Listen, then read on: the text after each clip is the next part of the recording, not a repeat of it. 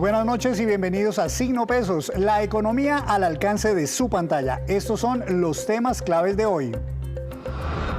Las noticias económicas de este año. Signo Pesos les presenta en esta emisión especial un recuento de las noticias más importantes que tocaron su bolsillo y que sacudieron los mercados financieros. La reactivación económica, la reforma tributaria y la pérdida del grado de inversión son solo algunos de los temas que analizaremos con diferentes expertos. Los lunares de la economía.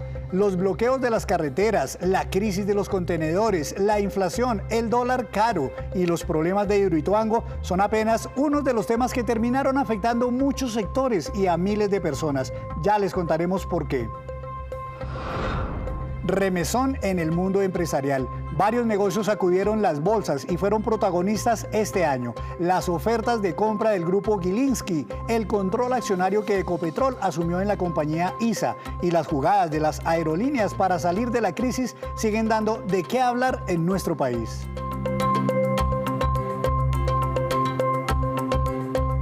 Y comenzamos esta emisión especial de Signo Pesos en la que queremos presentarles un balance de las noticias económicas más importantes que marcaron este año 2021. Fue en general un año de grandes dificultades en algunos campos, pero que también deja grandes avances en otras materias.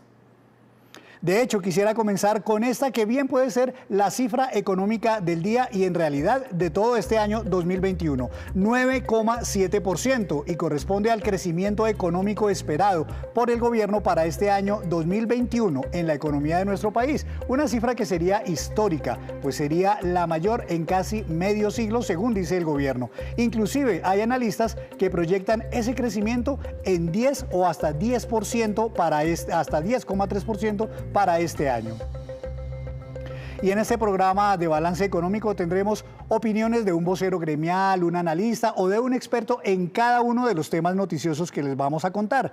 Pero a lo largo del programa contaremos con el análisis muy juicioso, como siempre, del doctor Juan Camilo Restrepo, exministro de Hacienda, exministro de Minas y Energía, exministro de Agricultura. Y hoy por hoy una de las voces más autorizadas en el campo económico. Doctor Juan Camilo Restrepo, muy buenas noches. Bienvenido a esta emisión especial de Signo Pesos. ¿Cómo le ha ido? Muy buenas noches, un saludo a todos ustedes, a los oyentes, muy complacido de participar en este programa. Doctor Juan Camilo, muchísimas gracias.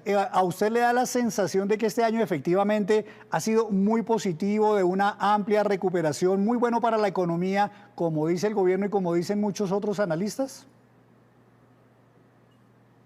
Sí, yo creo que este año va a cerrar en líneas generales, salvo algunos lunares que podremos comentar más adelante, con muy buenas cifras económicas.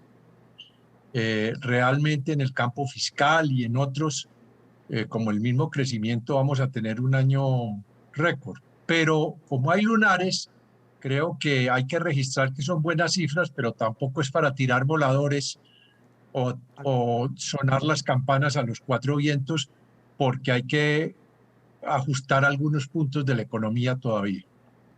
Gracias, doctor Juan Camilo. Pues vamos a dar paso a algunos de los temas entonces que vamos a ver viendo durante este programa. Al cierre del año 2020, la economía colombiana tuvo una histórica caída del 6,8% por causa de la pandemia del COVID-19. Pero este 2021, a pesar de que la pandemia siguió marcando el día a día, Colombia logró una recuperación que tiene al país precisamente reactivándose a muy buena marcha en casi todos los sectores. Veamos las consideraciones de Juan Pablo Espinosa, gerente de investigaciones económicas de Bancolombia, sobre este tema de la recuperación. Sin lugar a dudas, el mayor logro para la economía colombiana en este año que está por finalizar ha sido su gran capacidad de recuperación, gracias a la cual vamos a tener un crecimiento del PIB del orden del 10%, que es una de las tasas más altas en todo el mundo. Este resultado ha sido posible, en primer lugar, por una vuelta a la normalidad mucho más acelerada que en la gran mayoría de países. En segundo lugar, por un fuerte estímulo desde la política económica, tanto en lo monetario como en lo fiscal. En tercer término, gracias a unas condiciones internacionales favorables para los principales productos de exportación y también para haber visto un incremento en las remesas hasta los niveles más altos de toda la historia. Y en último lugar, la recuperación del consumo, que ha sido el gran jalonador de la demanda interna en nuestro país. Ahora bien, los dos ingredientes que han quedado faltando en este proceso de recuperación han sido, primero que todo, el desempeño de la inversión, la cual venía recuperando rápidamente terreno, pero se vio muy afectada por el paro nacional del segundo trimestre del año.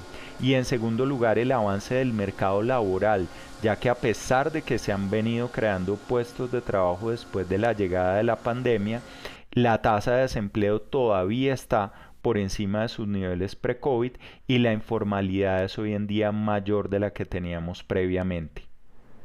Doctor Juan Camilo, este fue definitivamente el año de la vacunación en Colombia. ¿Esa fue la clave para acelerar la recuperación económica en nuestro país? La gran clave para la recuperación económica fue que la cerrazón de la economía, la compresión de la misma, que la gente hubiera podido volver a salir a la calle, los comercios a vender, las empresas a producir, los transportes a transportar, fue la gran clave de la recuperación. El retraimiento de la economía básicamente fue porque la economía hubo que cerrarla. Es como cuando un tren requiere parar en seco. Ahora está volviendo ya a tomar su momentum y su velocidad. Esa es la principal causa o explicación de la reactivación. Ahora, hay otros. Hubo una política fiscal importante, según Fedesarrollo, 1/3 de la recuperación se debe a esa política fiscal. Hubo también una política amplia del Banco de la República para darle liquidez al mercado y hubo otras razones asociadas ya a políticas administrativas del gobierno. Pero la gran causa fue, digamos, la descompresión de la economía, que terminó la cerrazón del año 2019 y 2020. Doctor Juan Camilo, el año pasado y durante este año también se discutía si la recuperación iba a ser, dicen los analistas gráficamente, si iba a ser en forma de V o en forma de U o en forma de W. Finalmente pareciera que por las cifras fue en forma de V, es decir, una recuperación muy rápida, ¿es así? Sí, fue una recuperación rápida. Claro que tenemos que tener en cuenta y no olvidar nunca que una gran parte de la recuperación es lo que llaman el efecto rebote. Es decir, es el año siguiente a aquel en que tuvimos una caída del 6.8%, que fue también una caída histórica. Los pronósticos indican que todo marchando bien, que siempre y cuando no haya necesidad de volver a cerrar abruptamente la economía, a partir del 2022 tendremos una velocidad de crucero que se debe estabilizar en niveles de 3.5-4% en el crecimiento anual en los años sucesivos. Muy bien, doctor Juan Camilo, pues veamos otro de los temas que queremos tratar, porque es que si hubo un proyecto clave, pero también polémico este año por parte del gobierno fue la reforma tributaria, que en realidad no fue una reforma, sino dos, si contamos el fracasado proyecto del exministro Alberto Carrasquilla. De eso nos habla Luis Carlos Reyes, director del Observatorio Fiscal de la Universidad Javeriana. En materia tributaria, este año vio, por un lado, una reforma tributaria propuesta por el ahora exministro de Hacienda, Alberto Carrasquilla, que era sumamente impopular. La reforma se propuso en contra de los intereses de asalariados, de consumidores que pagan IVA, e incluso en contra de propuestas mucho más razonables por parte de los gremios, que entendían que este era un momento en el cual la situación política del país hacía que un impuesto más alto a las empresas fuera el curso de acción más deseable. Finalmente, esta reforma tributaria tan impopular se retiró y el nuevo ministro Restrepo propuso algo mucho más alineado con lo que venían proponiendo algunos de esos actores como la ANDI, que fue en esencia echar para atrás, no exactamente, pero en resumen, echar para atrás algunos de los principales recortes tributarios que se les otorgaron a las empresas al inicio del gobierno de Iván Duque, y con eso financiar el déficit que ha venido creciendo en la economía colombiana, tanto a causa de recortes de impuestos previos como de otras circunstancias que han generado gastos extraordinarios. Doctor Juan Camilo, ¿ese pretendido proyecto tributario del exministro, entonces ministro Alberto Carrasquilla, realmente era muy malo, muy impopular, o fue el momento político más bien lo que llevó a su fracaso? La reforma que presentó el ministro Carrasquilla tenía cosas buenas. No lo podemos tachar como todo nefasto. Lo que sucedió a mi entender es que la presentaron en el peor de los momentos y la explicaron aún más mal.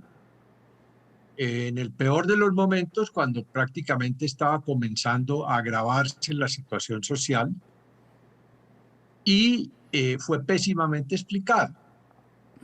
Entonces, fueron esas dos razones las que dieron al traste con la reforma Carrasquilla, con él mismo y con la reforma. La reforma que presentó su sucesor, el ministro Restrepo, fue más afortunada. Es una reforma tributaria en tono menor.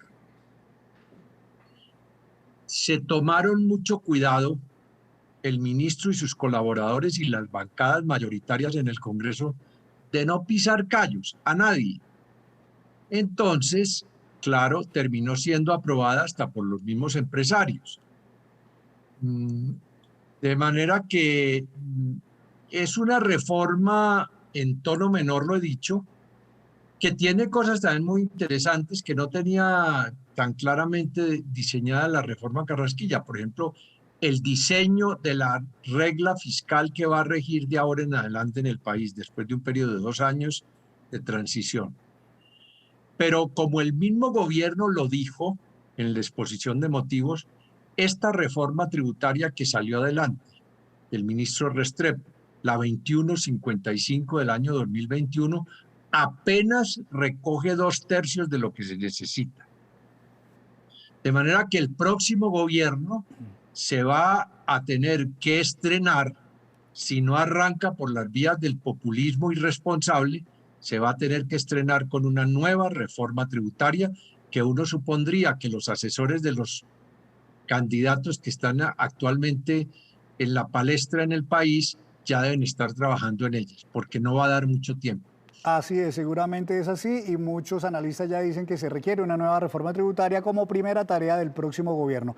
Pues, doctor Juan Camilo, uno de los baldados de agua fría que recibió la economía este año fue la pérdida del grado de inversión por parte de 2 de las más reconocidas calificadoras de riesgo. ¿Por qué sucedió? ¿Qué significó? Veamos el análisis de Felipe Campos de la firma comisionista Alianza Valores.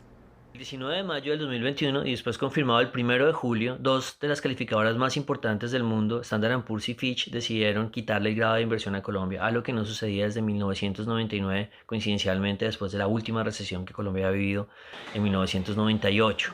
Después recuperamos el grado de inversión en el 2011 y lo perdemos de nuevo en el 2021. Esto fue una crónica de una pérdida de grado de inversión anunciada, que había comenzado con la crisis de petróleo del 2016, donde Colombia comenzó a prometer que la senda de endeudamiento en algún momento se iba a moderar. No lo habíamos logrado los siguientes años, así que cuando llega la pandemia en el 2020, las calificadoras, esas específicamente, de una vez se acercaron al borde de que Colombia perdiera el grado de inversión, y en el 2021 lo confirmaron. Es por eso que cuando se tomó la decisión no hubo mucha reacción en los mercados financieros, adicionalmente porque estaban preocupados por otras cosas. Si bien al mismo tiempo perdemos el grado de inversión porque la reforma tributaria falla y el ministro de Hacienda es cambiado en el país, la preocupación principal era las manifestaciones, así que el mercado internacional y los inversionistas estaban más preocupados por un país que se sentara a dialogar, más allá de que pudiera o no recuperar el grado de inversión. Hacia adelante, el problema es la senda de endeudamiento del país. Y fue uno de los mensajes que nos hizo perder el grado de inversión, que hasta el 2030 no íbamos a poder comenzar a bajar el endeudamiento de forma seria. Sin embargo, a final de año llegaron buenas noticias. La tercera calificadora, que era Moody's, que se había abstenido, digamos, de hacer cualquier decisión y que de hecho nos tenía bien arriba, decidió ni siquiera cambiar el outlook, pues la perspectiva del país, y nos dejó de hecho en BBB 2 niveles por encima del resto de calificadoras, también respondiendo un poco a la reforma tributaria que sí pasó a final de año. Sin embargo, hacia adelante, pues el trabajo va a ser largo. Yo no creo que vayamos a recuperar el grado de inversión en 3, 5 años, si nos va muy bien. En 3 años lo logramos. Vamos a necesitar medidas, reformas tributarias hacia adelante. De repente que el entorno cambie un poco, que el dólar deje de subir, que las materias primas sigan fuertes y que se genere una mezcla para que Colombia vuelva en esa senda de mejorar su nivel crediticio. Doctor Juan Camilo, a pesar de la pérdida de ese grado de inversión, pues da la impresión que el país sigue adelante, no ocurrió el apocalipsis que muchos vaticinaban si se perdía ese grado de inversión, pues al final de cuentas entonces no fue tan grave perderlo. Pues siempre es grave perderlo en el sentido en que se encarece unos puntos el endeudamiento del país, pero ciertamente no es el apocalipsis, no es el fin del mundo. El país ha seguido funcionando y ha seguido funcionando bien, a pesar de no tener la calificación favorable de 2 de estas calificadoras. El crédito ha seguido abundante. Colombia ha tenido el crédito abierto, el doméstico, por supuesto, y el internacional. Tenemos las líneas también del Fondo Monetario Internacional que son muy importantes, todo lo cual nos ha permitido seguir adelante, financiar el déficit interno, financiar las necesidades del país, aún sin contar con la calificación favorable de estas empresas calificadoras. ¿Y qué va a necesitar hacer el gobierno colombiano en tema de medidas para volver a convencer a las 2 calificadoras que nos bajaron la calificación de que nos vuelvan a dar esa calificación de grado de inversión? Pues lo principal que tiene que hacer el gobierno, ya no este que está de salida, sino el venidero, es responder favorablemente a la siguiente pregunta. ¿Va a cumplir la nueva regla fiscal que el país se dio en la última reforma tributaria o no? Porque ¿qué es lo que dice esa regla fiscal? Dice el endeudamiento público no puede subir de un determinado nivel que para el efecto es 72% del PIB. Si ese mensaje consistentemente se da y se cumple, terminarán retornándonos la calificación positiva, las 2 calificadoras que se han ido y manteniéndonos la que queda.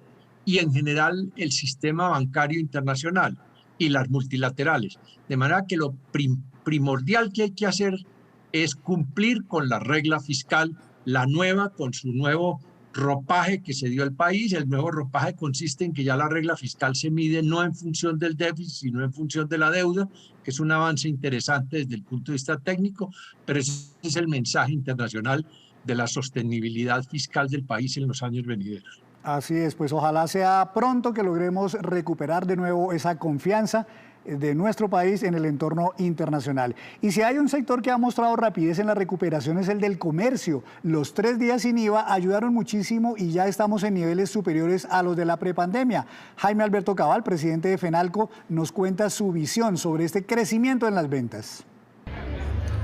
Estamos terminando un año para el comercio bien importante y con un cierre positivo. Un año de contrastes donde el primer semestre estuvo marcado por las restricciones del COVID y por el paro nacional. Y un segundo semestre de recuperación donde en el tercer trimestre del año el comercio alcanzó su cifra más alta de recuperación con el 33.8% de participación en el PIB. Esto contribuyó a jalonear la economía colombiana con ese crecimiento del 13.2%. Y hacia el final del año, en el tercer trimestre, la temporada marcada por los días sin IVA, las festividades del Black Friday, así como la temporada decembrina, presagian un cierre muy importante. Ya en octubre crecimos al 8.2% y creemos que de esta manera vamos a contribuir al final de este año a un crecimiento de la economía nacional entre el 9,5% y el 10%. Es un récord histórico para el comportamiento del PIB colombiano, donde el comercio vuelve a ser el gran protagonista. Doctor Juan Camilo, aun cuando los 3 días sin IVA pues fueron muy importantes para esta recuperación en las ventas y por supuesto le encantaban a los compradores, ¿a usted no le gustaban mucho los 3 días sin IVA? ¿Por qué usted tenía reparo siempre con estas 3 jornadas? Antes de responder la pregunta, quiero hacer una observación previa. El comercio como tal ya venía acelerado, ya venía recuperado aún antes de los 3 días sin IVA. No es exacto decir que fueron los 3 días sin IVA los que reactivaron el comercio. Eso lo dicen las cifras del DANE de manera muy concluyente. El gran problema con los días sin IVA es que tiene un costo fiscal muy alto. Cálculos que se han hecho muestran que el gobierno se gastó, a mi modo de ver innecesariamente, cerca de una tercera parte de lo que va a recoger con la reforma tributaria en los IVAs a los que renunció, es decir, en los recaudos que deja de hacer. Y en un momento en que hay que dar precisamente muchos mensajes de austeridad y de cuidado fiscal. Además, pues el IVA, los días sin IVA, abren los interrogantes de si no hacen otra cosa que anticipar consumos que de todas maneras iban a hacerse, y si una gran parte de esos consumos son consumos conspicuos de electrodomésticos, de bienes durables muy costosos a los cuales tienen acceso solamente personas de muy alta capacidad de pago, con lo cual se termina haciendo un esfuerzo fiscal muy grande para beneficiar a grandes cadenas comerciales que ya estaban reactivadas antes de los días sin IVA y a consumidores con una alta capacidad de gasto. O sea, doctor Restrepo, para usted tampoco sería tan claro decir o tan evidente decir que ya entonces los hogares se recuperaron financieramente por la crisis de la pandemia a juzgar por el nivel de compras. Mire, una cosa que se ha hablado poco, pero que es muy importante, es tener en cuenta también datos que ha dado el DANE y la misma asociación bancaria. En este año 2021 hubo un gigantesco desahorro de las familias, es decir, las familias se gastaron gran parte de los ahorros que tenían y al gastarlos fueron más consumos, más gastos, más reactivación económica, pero fueron las propias familias al gastar sus ahorros en cuantía muy importante las que propiciaron la recuperación, en primer lugar del comercio y luego de la economía en general. De manera que si hay algún héroe, si pudiéramos llamar, en la recuperación económica y en el empujón del comercio, han sido las propias familias que gastaron sus ahorros para sobrevivir en estos días amargos de la pandemia. Así es, se gastaron sus ahorros y en otros casos se endeudaron porque pues, ciertamente las cifras también muestran una elevación del volumen de créditos otorgados a los colombianos. Y es que el drama del desempleo también continúa para millones de colombianos. No solo la desocupación sigue afectando a casi 3 millones de colombianos, sino que la informalidad está en niveles alarmantes. El análisis que veremos es de Iván Jaramillo, director del Observatorio Laboral de la Universidad del Rosario. Durante el año 2021, Colombia ha venido evidenciando la recuperación de los niveles de empleabilidad en contraste con el año 2020, caracterizado por la política de aislamiento preventivo obligatorio que derivó en el cierre de la economía para combatir el coronavirus. En este sentido, los indicadores macroeconómicos de empleabilidad deben ser contrastados con los periodos previos a la pandemia para medir los resultados y el impacto de la política de reactivación económica caracterizada por un progresivo y sostenido crecimiento económico. Desafortunadamente, seguimos teniendo rezagos en materia de empleabilidad, en materia de ajuste, al menos a la región de América Latina y el Caribe, caracterizado previo a la pandemia por estándares de desempleo de 7,8%, muy lejanos todavía de la realidad colombiana a la que debemos aspirar como sociedad y como sistema laboral, ojalá prevalentemente formal, ojalá prevalentemente caracterizado por trabajo con derechos, cuya informalidad sigue estando presente de forma prevalente, al menos en un 65% de los empleos que caracterizan a la población ocupada en Colombia. La progresiva recuperación de los niveles de empleabilidad ha estado caracterizada de forma prevalente por la informalidad. Desafortunadamente, el sistema laboral colombiano tiene una prevalencia de informalidad de al menos el 65% de los empleos en la población ocupada, de forma que carecen de derechos, carecen de protección social, 14 millones de ocupados de los 23 millones, lo que demuestra las carencias en materia de reconocimiento de estándares de trabajo decente en Colombia. En este sentido, resulta deseable que la política pública de intervención contemple e incluya incentivos a la formalidad, al reconocimiento del trabajo con derechos, con protección social, para mejorar la calidad del empleo y el vínculo entre trabajo decente, recuperación de los niveles de empleabilidad, deseable para la corrección de las disfuncionalidades del sistema económico que históricamente ha caracterizado a Colombia y que en 2021 se han visto profundizadas en la recuperación de los niveles de empleabilidad. Doctor Juan Camilo, mujeres y jóvenes definitivamente fueron los más afectados con el desempleo durante esta pandemia, incluso todavía. Pero el gobierno dice que gracias a las ayudas para pago de nómina a las empresas se han logrado crear cerca de 150.000 empleos para estos dos grupos. ¿Hay entonces que mantener esas ayudas a las empresas durante el año 2022? Yo creo que hay que mantenerlos por lo menos hasta que termine el primer semestre, para ver qué tan sólida es la recuperación. Las cifras, por ejemplo, los estudios de Fedesarrollo que muestran que si bien la economía en su conjunto, mirada por el prisma del PIB, se ha recuperado muy bien, los indicadores sociales no se han recuperado al mismo ritmo. Hay una asincronía entre el crecimiento de las cifras agregadas y los indicadores sociales.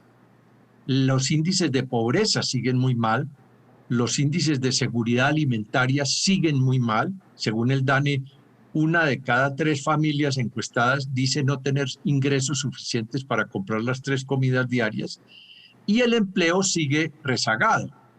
De manera que todo lo que se pueda hacer para estimular el empleo sigue siendo muy válido. Ahora, lo que va a recuperar el empleo realmente, más que los subsidios estatales que ayudan en algo, ayudan. Lo que recupera realmente el empleo es que la economía vuelva a funcionar, que los transportes vuelvan a funcionar, que los comercios sigan funcionando, las empresas manufactureras, las educacionales, etc. Ese es el gran empleador. Los otros son ayudas, complementos, que si hay posibilidades fiscales no sería malo que se mantuvieran por lo menos hasta que comience el próximo gobierno y que sea él el que decida qué se hace. Y el incremento, doctor Juan Camilo, de 10,07% al salario mínimo para el próximo año, ¿qué tanto va a ayudar o a perjudicar? Porque algunos dicen que puede generar más empleo y más inflación. Mire, el doctor Jaramillo, que acaba de hablar, dio una cifra que me parece que es la fundamental en todos estos análisis económicos, que es el nivel de informalidad que hay en el país tan alto. Él habló de que las cifras muestran que el 65% de todos los que trabajan en algo en Colombia son informales. 65% de los que trabajan ganan menos del salario mínimo, no tienen prestaciones sociales, y están al borde de la subsistencia. Entonces, ese es el punto crucial al estudiar lo del salario mínimo, porque para hacer un símil, el salario mínimo es como las carreras de vallas en el atletismo. Esas vallas las tienen que saltar los que van a hacer el tránsito de la informalidad a la formalidad. Y si la valla es muy alta, pasar de la informalidad a la formalidad se vuelve mucho más difícil. Es entendible que con esta situación tan compleja que acabamos de vivir, pues se diera un ajuste en el salario mínimo. Pero lo cierto es que se dio 3 puntos porcentuales por encima de lo que los indicadores tradicionales lo aconsejaban. Si tenemos 5% de inflación este año y vamos a tener en el mejor de los casos una productividad del 2%, en rigor el salario mínimo no debió haber excedido el 7%, se dejó en el 10%. Ojalá que no se lo coma la inflación, porque la inflación viene con mucha fuerza. A mí no me sorprendería que antes de terminar el primer trimestre el aumento de precios haya ya devorado aún un ajuste en el salario mínimo muy generoso como el que se hizo del 10%. Ya vamos a hablar precisamente, doctor Juan Camilo, de la inflación. Lo invito a que me regale unos segundos, vamos a hacer una breve pausa, pero cuando regresemos, espere, porque el dólar, el café, la inflación y las criptomonedas también fueron noticias claves este año. Ya nos vemos. Continuamos en Signo Pesos. A los bloqueos de carreteras en abril y mayo se sumó un problema internacional, la crisis por el déficit de contenedores, lo cual generó problemas para las importaciones colombianas. Muchos productos no llegaron o llegaron tarde y en menores cantidades. Javier Díaz, presidente de Analdex, nos explica más. La crisis de la logística internacional, que se inició con la escasez de contenedores, pero ha continuado con las medidas sanitarias en los puertos que hacen mucho más lenta la operación, con la falta de conductores, en fin, con una serie de circunstancias que llevan a que este tema de las cadenas o de las redes logísticas internacionales estén pasando por un mal momento, va a continuar. Y los precios de los fletes van a continuar al alza. El año entrante se tienen que renegociar contratos de fletes y muy seguramente los niveles a los cuales se va a negociar son mucho más altos. Esto indudablemente va a impactar o seguirá impactando el precio de los productos, no solamente por el tema de flete, sino por el tema de escasez. Los productos no llegan a tiempo y eso impacta los precios. Esta va a ser una realidad que nos va a acompañar durante el 2022. Doctor Juan Camilo, ¿realmente qué tanto impacto puede tener este tema de los contenedores, de la crisis de la logística mundial, por ejemplo, en las importaciones colombianas, tanto por sus volúmenes como por los precios a los que llegan estas mercancías? La crisis, para llamarla de alguna manera, de la logística del comercio internacional es supremamente grave. Yo estoy de acuerdo con el doctor Díaz, esto no parece que se va a solucionar, sino muy adentrado el año 2022. Las congestiones portuarias, las restricciones en los suministros, la carencia de contenedores, el problema de los cupos en las navieras, todo esto se está juntando. ¿Y se está juntando con qué? Se está juntando con una alza sin precedentes en los combustibles para los consumos domésticos. En Europa, por ejemplo, el precio, ahora que ya están entrando allá en el invierno, del gas natural para calefacción doméstica se ha cuadruplicado y el precio del crudo también ha estado muy alto. Y hay restricciones geopolíticas con los problemas entre Rusia, Ucrania y Europa para el suministro de gas natural. De manera que se han juntado todos los elementos de una gran tormenta que se viene a juntar con las fuerzas de inflación, porque todo esto hace subir los precios. Y finalmente el gran golpeado es el consumidor. Es decir, para no citar sino uno de los 1000 ejemplos que hay, el precio del acero, que es básico en la industria de la construcción, se ha incrementado 40% en los últimos meses.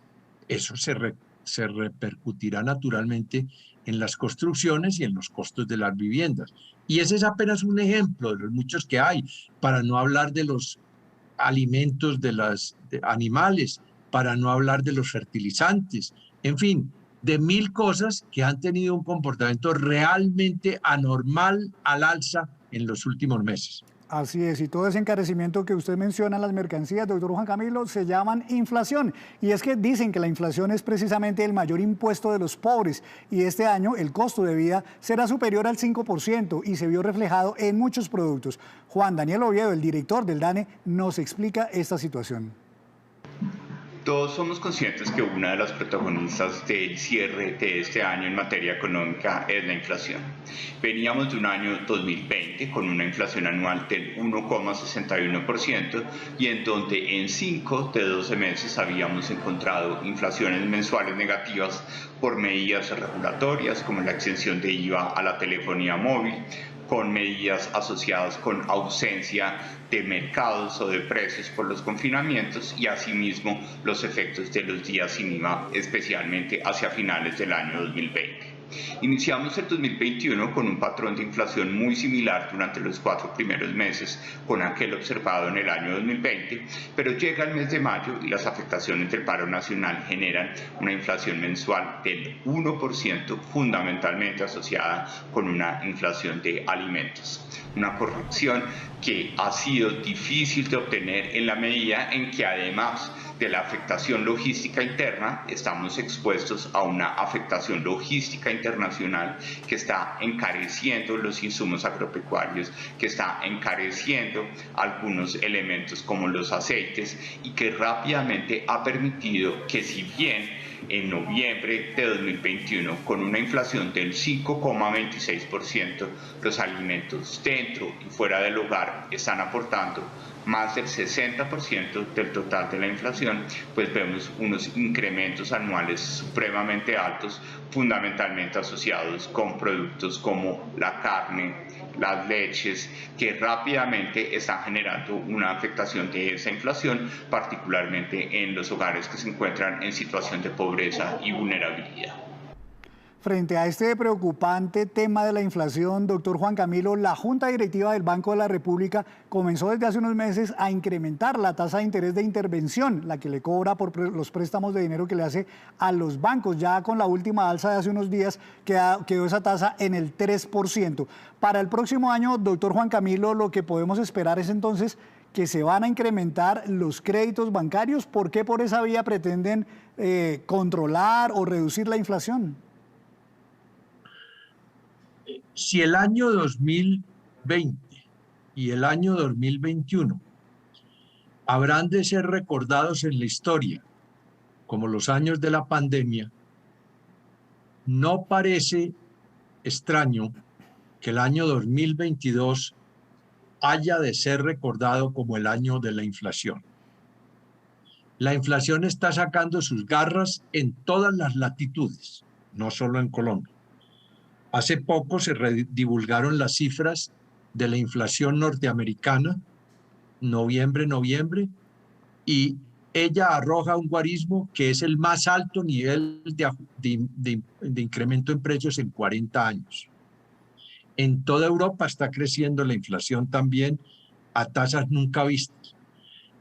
Y los bancos centrales están recogiendo velas frente a lo que hicieron bien hecho, por lo demás, no había otra manera de no hacerlo, cuando comenzó la pandemia, que fue inyectarle mucha liquidez al mercado. Ahora está el péndulo en la dirección contraria, están recogiendo los bancos centrales la liquidez. El de Colombia y los de todo el mundo. En el Brasil, el Banco Central del Brasil ha reajustado 6 veces su tasa de cambio, su tasa de interés de referencia al alza, e igualmente lo ha hecho México. ¿Qué es lo que buscan los bancos centrales con este tipo de medidas al subir sus tasas de interés? Encarecer el costo de los créditos los créditos a los cuales tienen acceso los bancos privados al Banco Central, con la mira de que gradualmente también se restrinjan los créditos en general a la comunidad toda. Porque el diagnóstico de los bancos centrales es que lo que estamos viendo es una economía que hay que enfriar para que la inflación pierda fuerza. Y la manera de enfriarla es disminuir el volumen de crédito. Y dentro del arsenal de medidas que utilizan los bancos centrales actualmente, más que todo, está el alza de sus propias tasas de redescuento. Y eso es lo que estamos viendo, y por eso el Banco de la República ha subido en las últimas semanas, en 3 reuniones consecutivas, sus tasas de interés de referencia. Eso lo seguiremos viendo en los meses venideros, y tanto más que se nota el nerviosismo explicable de los directores del Banco de la República con una inflación de alimentos que está mucho más alta inclusive que la inflación general que recoge y divulga el DANE. Así es, pues habrá que tener entonces prudencia en el año 2022 y no endeudarnos mucho porque va a salir mucho más caro. Y en la economía hay paradojas, el mal de unos parece ser el bien de otros y algo así es lo que ocurrió con el precio del café. Por problemas climáticos, la cosecha de Brasil se redujo considerablemente este año y eso benefició a Colombia, que está ahora disfrutando de precios internos históricos de más de 2 millones de pesos por carga. El análisis del gerente de la Federación de Cafeteros, Roberto Vélez Vallejo. Este año el precio del café fue el protagonista dobló. Arrancamos con precios de 1 millón de pesos la carga y hoy estamos en precios de 2.200.000. ¿Eso qué quiere decir? 11.000 millones de pesos de costo de la cosecha cafetera. 11 billones de pesos, de 9.2 a 11. Y 4.000 millones de pesos en exportaciones de café. Ese es el bienestar de 604 municipios de Colombia, de la economía regional, de la economía de los departamentos productores de café. Por eso somos protagonistas. Doctor Juan Camilo, yo sé que usted también sabe muchísimo de este tema cafetero, así que le quiero hacer esta pregunta. ¿Qué tan sostenibles realmente pueden ser esos precios, esa bonanza, si la quisiéramos llamar así, de precios de 2 millones la carga en Colombia? ¿Eso puede ser sostenible, digamos, durante unos años? Pues en primer lugar hay que darle la bienvenida a ese aumento de precios. Recuerdo que cuando yo ocupé el Ministerio de Hacienda, la carga de café estaba a 300.000 pesos. Hoy está a más de 2 millones de pesos.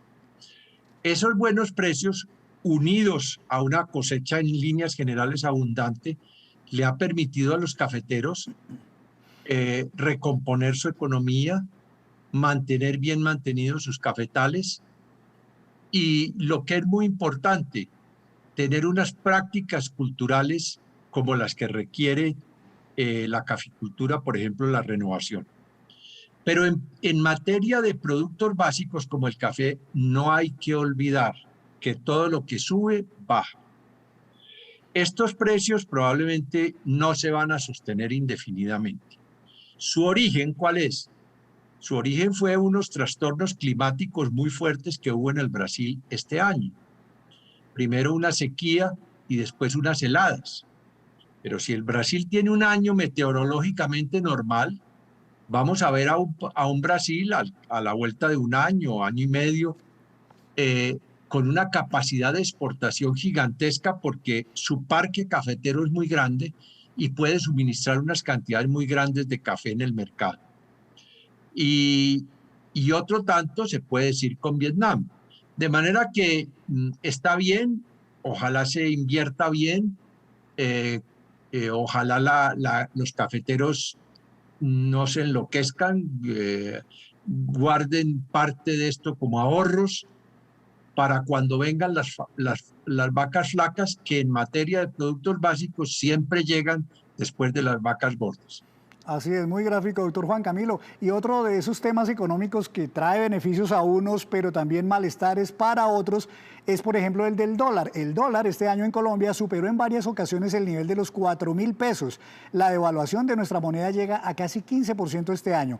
¿Cuáles razones impulsan el precio del dólar que aún en este cierre de año sigue elevado? Daniel Herrera, analista de la firma comisionista Acciones y Valores, nos cuenta.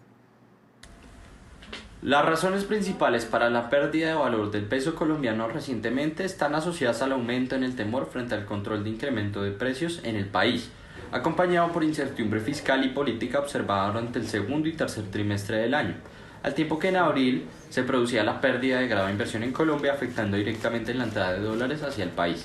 Esto concluyó en un aumento pronunciado del riesgo, mientras que en el contexto internacional una fortaleza relativa del dólar por incrementos de tasa de interés también ha perjudicado al peso colombiano, mientras que los precios del barril de petróleo retroceden desde máximos del año. Y si bien consideramos que a mediados del 2022 el panorama electoral podría perjudicar el peso, creemos que al cierre del año y considerando una recuperación económica, permitirá que la tasa de cambio a cierre del 2022 se fortalezca.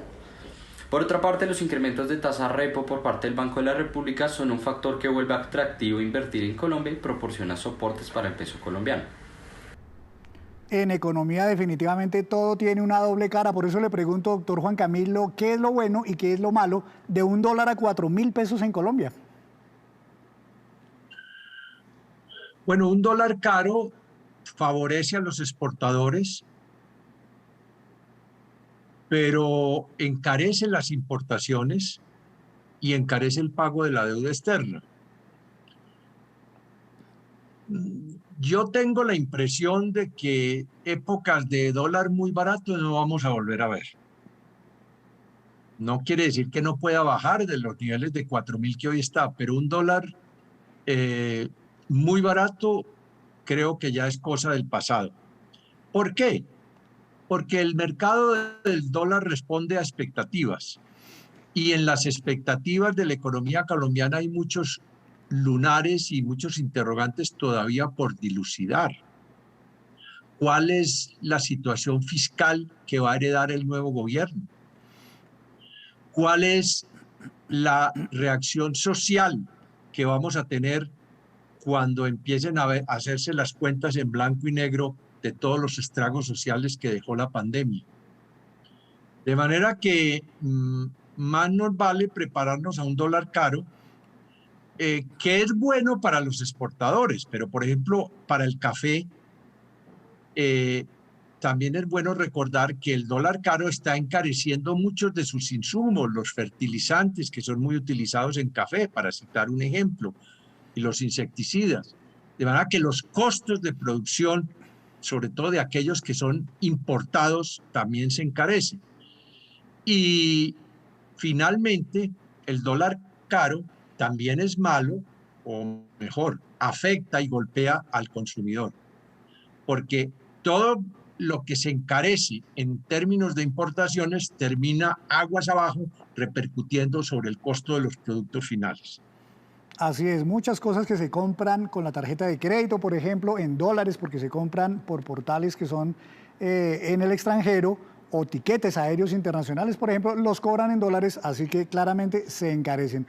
Pues una de las inversiones que vienen causando sensación en el mundo son las criptomonedas, un mundo que aún sigue siendo desconocido para la mayoría, pero que atrae cada vez a más y más gente. El Bitcoin, por ejemplo, alcanzó en abril a cotizarse a más de $70.000, ahora está por debajo de $50.000. Valdemaro Mendoza, director de la plataforma Tiva, especializada en criptomonedas, nos explica por qué tanto furor con estos criptoactivos. ¿Por qué se ha vuelto tan relevante el mercado de criptomonedas? Para las personas de la industria, cuando recién salieron las criptomonedas hace ya unos 10 años, era una moda, era algo como un desarrollo tecnológico muy entretenido, pero no se le veía todavía un uso claro en la industria. Hoy en día las criptomonedas ya representan más de $3 trillones en valor de mercado. Para que se den una idea del tamaño que es eso es 10 veces la economía de Colombia y es 10% del valor del New York Stock Exchange, la bolsa más grande del mundo. Entonces, las criptomonedas se han vuelto demasiado relevantes como para pensar que van a ser solamente una moda. Ahora, la siguiente pregunta es ¿para qué sirven? ¿Y qué se puede hacer con ellas?, ¿no? Lo primero está tenerlas como un activo de inversión. Es un activo totalmente especulativo donde lo único que tú esperas es la compras creyendo que la vas a poder vender a alguien más después a un precio mayor al que la compraste. Esto es buena parte del mercado y es como han habido muchas veces antes productos de inversión especulativos como estos. Doctor Juan Camilo, ¿a usted cómo le parece ese mundo tan extraño todavía de las criptomonedas? Usted, por ejemplo, ¿se animaría a invertir en criptomonedas o lo está haciendo ya? No, no lo estoy haciendo, pero en la medida en que empiecen a ser mejor reguladas, pueden ser una inversión interesante, conocedores, como ya somos todos, de los riesgos que implica de las grandes fluctuaciones. Yo creo que lo que ahora va a seguir en las criptomonedas es la reglamentación de los bancos centrales. ¿Qué papel como moneda juegan? qué puede hacerse con ellas y qué no, cuándo desplaza la moneda legal y cuándo no, y qué medidas para proteger las fluctuaciones muy bruscas se van a regular. A esto le falta todavía mucha reglamentación, sobre todo en mercados como el nuestro. Y yo veo que la próxima ola que va a venir, los bancos centrales se van a tener que meter, en nuestro caso el Banco de la República, a entender mejor este mercado y a dictar unas reglas básicas de las criptomonedas que no pueden funcionar con una moneda alejada y de la cual se ignore todo, sino que tienen que estar integrándose al sistema legal de pagos del país. Así es, y en este momento Colombia adelanta con varios bancos y plataformas de criptomonedas un plan piloto justamente para ver cómo es que funciona y qué eventual regulación podría expedirse. Le quiero preguntar, doctor Juan Camilo, por otro tema que es clave este año en la economía colombiana y es el de la vivienda, porque la vivienda este año logró niveles récords. Se vendieron aproximadamente 240.000 viviendas nuevas en nuestro país, especialmente vivienda de interés social. En este caso, doctor Juan Camilo, ¿por qué es tan bueno, tan positivo que la vivienda, el sector de la construcción, tenga estos niveles de crecimiento tan buenos? Bueno, en Francia hay un dicho que traducido de alguna manera dice: cuando la construcción va bien, todo va bien. Cuando la construcción va bien, todo empieza a arrastrarse o a orientarse por el buen camino en Colombia. Creo también que la cerrazón de la pandemia ha generado un movimiento que ya se ve en mercados más sofisticados como los europeos, de que mucha gente está buscando salidas de vivienda fuera de las ciudades, de las grandes ciudades, para huirle a los trancones, para huirle a la congestión, para huirle a las dificultades, y lo cual les permite ir a ciudades satélites, que es donde más demanda ha habido de vivienda en los últimos meses, para aprovechar el trabajo virtual desde allá. De manera que esa es una secuela buena que deja la pandemia, un auge hacia las ciudades intermedias, hacia las ciudades satélites, trabajo virtual más generalizado. Eso explica en buena parte el auge de la construcción, que ha seguido teniendo, de un lado, los subsidios para vivienda bis, y de otro lado, pues ha gozado de un buen volumen de crédito últimamente. De manera que esas son las razones que explican este buen funcionamiento del sector de vivienda, que arrastra muchos insumos, que arrastra cemento, que arrastra toda ventanería y metalmecánica, y por lo tanto es un gran jalonador de otros sectores industriales. Así es, pues precisamente este año el gobierno nacional otorgó 95.000 subsidios de vivienda que precisamente fueron los que ayudaron a impulsar este tema de la construcción en nuestro país durante el año 2021. Hacemos, doctor Juan Camilo, otra breve pausa, pero ya les contaremos cuáles fueron los negocios empresariales que estuvieron en nuestros titulares este año. Ya viene Juan Fernández y las movidas empresariales del 2021. Los negocios empresariales también tuvieron protagonismo este 2021, algunos porque fueron polémicos o estuvieron al borde de fracasar. Es el caso de Hidroituango, que estuvo en el ojo del huracán y terminó como centro de fallos de la Contraloría y obligando a una aseguradora a responder por más de 4 billones de pesos. Doctor Juan Camilo Restrepo, ¿qué se hizo mal en el caso de Hidroituango? ¿Por qué esto terminó al borde de un fracaso? Bueno, este es un tema que está siendo precisamente desglosado y analizado en este momento. Pero básicamente hubo unas razones geológicas que implicaron un derrumbe en los túneles que conducían a la sala de máquinas. Y eso generó unos trastornos colaterales muy grandes. Yo creo que con la decisión de las aseguradoras de pagar los seguros que tenían contratados, se empieza a despejar mucho. Se empieza a despejar también con la decisión que se tomó de continuar en vez de ir a cortar abruptamente la labor de los constructores, como algunos lo estaban solicitando.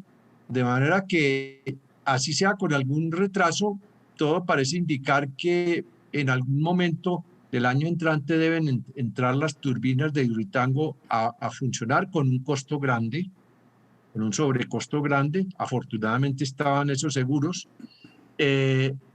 Y más allá del clima político que ha rodeado todo este episodio, pues lo que estaba de por medio era la seguridad energética del país. Hubiera sido muy grave que no se despejara ese panorama, porque esa central hidroeléctrica va a generar 17% de la energía que va a demandar el país en los años venideros.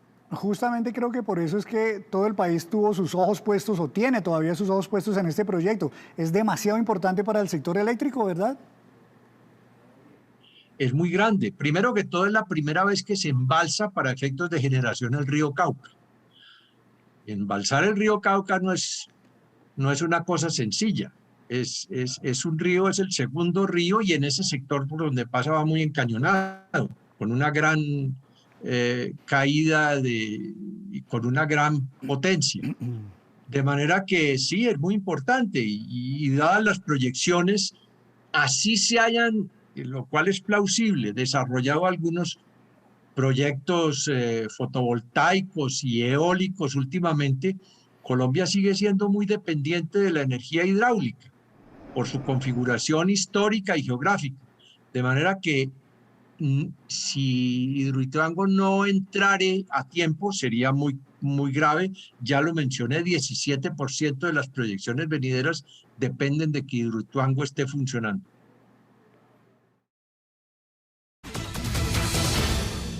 Y varios negocios fueron también protagonistas este año en nuestro país. Para hablar de cada uno de ellos, quiero saludar a nuestro experto en empresas, Juan Fernández. Juan, buenas noches. ¿Cómo se movió el mundo de los negocios corporativos durante este año en nuestro país?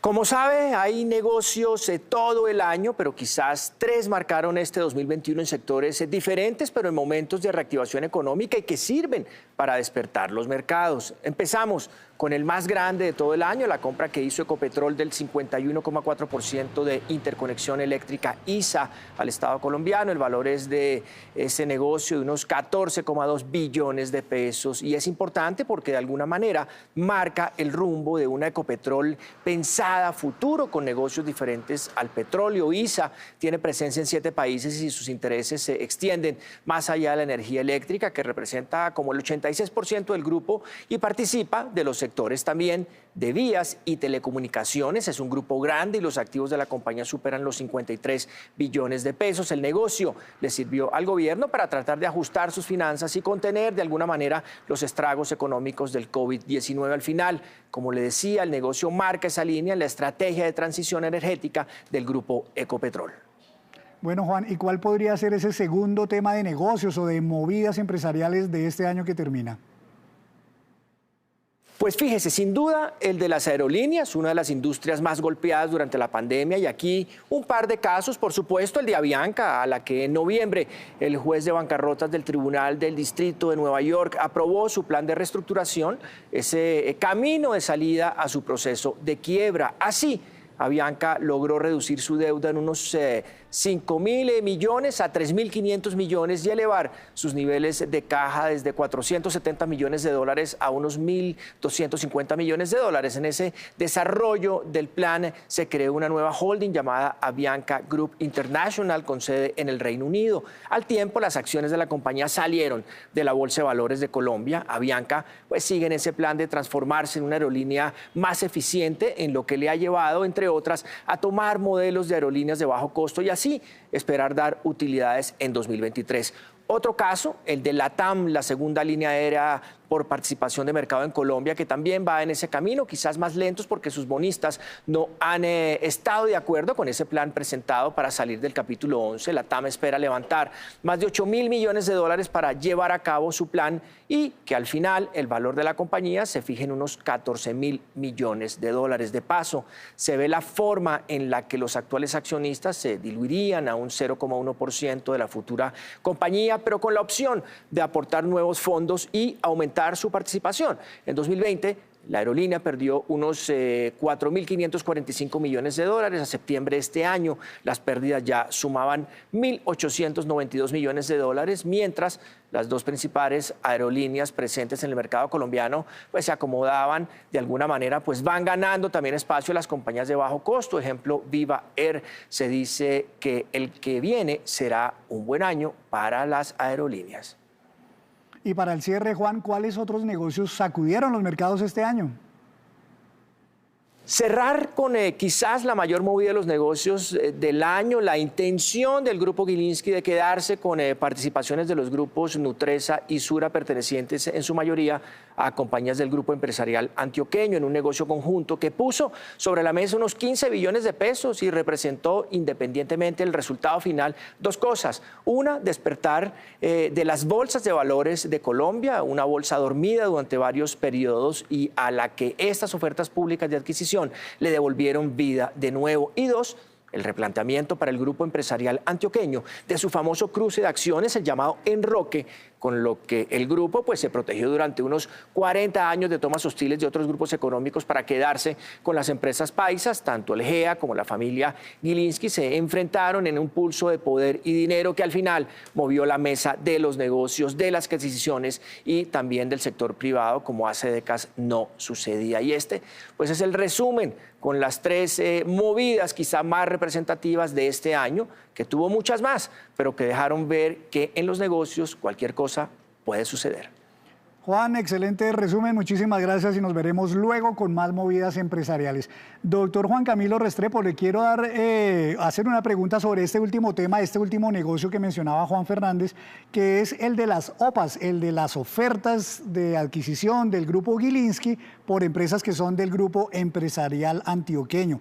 Algunos dicen, doctor Juan Camilo, que aquí lo que hay detrás es una venganza por viejas rencillas, digamos, empresariales, de negocios entre esos dos grupos. ¿Usted cree que es así o simplemente esto es tema de business, como dicen, de negocios? Negocios son negocios, dicen por ahí. Bueno, estas OPAs han llamado la atención y han sorprendido al grueso de la opinión pública en Colombia.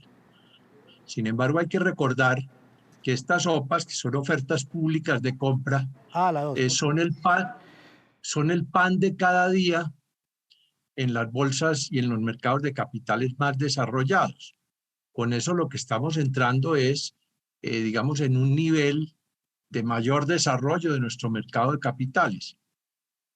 Acepten o no acepten la oferta de compra los accionistas mayoritarios en el grupo antioqueño, creo que de todas maneras este planteamiento sobre la mesa de las OPAs va a dejar cosas positivas en el mercado de capitales, lo va a despertar, lo va a remover. Y en el grupo antioqueño va a implicar no solo que estudien si es conveniente o no mantener el sistema de enroque, es decir, inversiones cruzadas entre ellas tan fuertes, sino como ya lo revela un comunicado de Nutresa que se divulgó esta semana, van a repensar la política de dividendos y de readquisición de acciones y de socios estratégicos para ir a mercados más líquidos. Esa va a ser el año entrante, digamos, la tendencia, a mi modo de ver, del grupo antioqueño, porque en cierta manera estas OPAs las han favorecido el que la distribución de dividendos ha sido muy reducida en los últimos años y eso ha llevado a que el valor de las acciones en términos porcentuales no se haya valorizado mucho en las últimas décadas. Y yo creo que esto va a cambiar para bien de los pequeños accionistas que van a recibir más generosos dividendos como aquellos a los que tienen derecho. Pues doctor Juan Camilo Restrepo, yo le quiero agradecer muchísimo por habernos ayudado en este programa a entender no solamente los alcances, sino también los efectos de todas estas noticias que fueron claves, protagonistas durante este año en nuestro país. Muchísimas gracias, doctor Juan Camilo, y desde ahora le deseo un muy feliz año 2022, muchos éxitos. Bueno, gracias a ustedes por la invitación, a la audiencia y a todos también mis mejores deseos para un buen año 2022. Muchas gracias, como siempre, al doctor Juan Camilo Restrepo, exministro.